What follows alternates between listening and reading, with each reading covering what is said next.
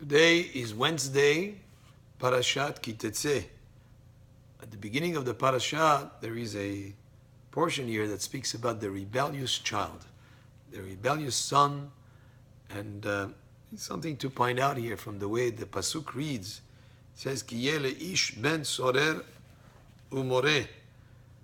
If a man has a son who's a wayward and rebellious son, איננו שומע בקול אביו ובקול אמו, and he doesn't want to listen to the voice, he doesn't want to obey his father, he doesn't want to listen to the voice, in other words, to obey his mother. And the Torah does not add extra words for no reason. This portion of this pasuk could have said very simply, he doesn't obey his father and mother. Why does it add an extra word, bekol? He doesn't hear the voice, he doesn't obey his father, and then he doesn't want to hear the voice, so he doesn't want to obey his mother. And the repetition of this word to indicate that he doesn't listen to his father, he doesn't listen to his mother, he doesn't obey his father, he doesn't obey his mother. This repetition is to tell us an important aspect in the education of children. Of course, everyone wants his children to always be on the right path, always to do the right things. And to speak here about a rebellious child and father and mother, it's something that would be very difficult. But the pasuk here tells us that if the father and mother have different opinions, and each of them pulls the son in a different direction, that could be one of the reasons why the child would be a rebellious child. Of course, there are many aspects involved, but one way to avoid these kind of situations is to have a united statement, a kind of a common ground that the father and mother, when the child hears, he should hear the same message from both.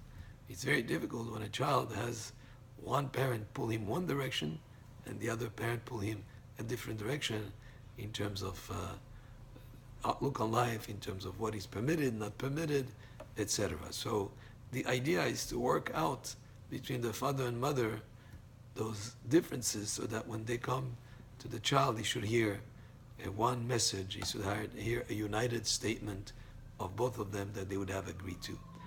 There are other aspects that our sages teach us about the education of children. One is based on what Shlomo HaMelech said, which is Hanoch la'na'ar al pi darko. You educate a child according to his way. What does it mean? Not every child is the same as the other child.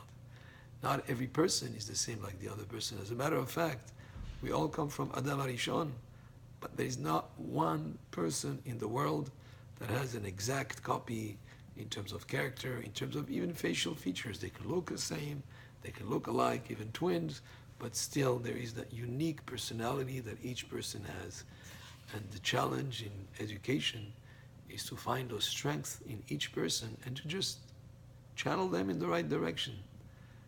In the teachings of our sages, he says, like one example, if somebody, not everybody can be a shochet, a ritual slaughter of an animal. Some people see a little blood and they faint, But if somebody has aggressivity, somebody was born with a kind of a temperament that is the temperament of maybe even violence or that type of thing, or there could be certain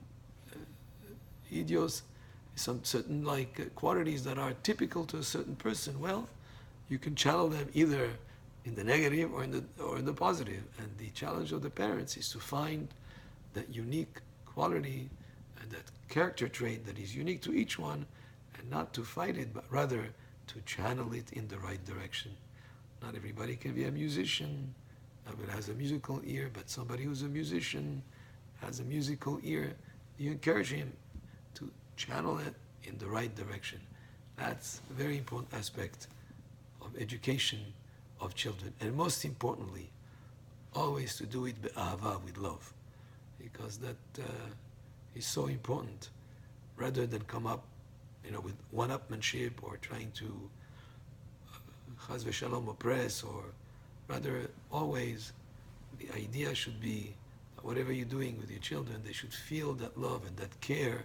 And with that, you should have, Be'ezrat Hashem, successful children who continue to always go in the way of Hashem and in mitzvot and Torah u'ma'asim tovim. Amen. Ken Yeh Ratzon.